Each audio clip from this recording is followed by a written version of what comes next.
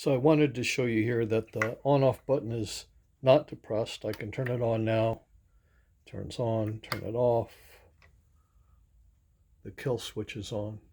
But what's interesting is when I plug the charger in to the battery, this all comes on.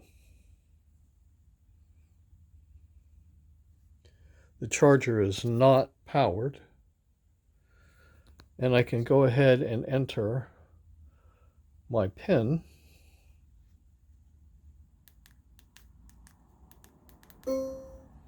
And normally, I'm not able to do this when it's plugged in below.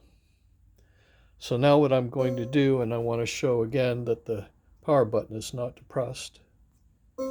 You can hear the engine or the motor is on. I'm going to unplug it.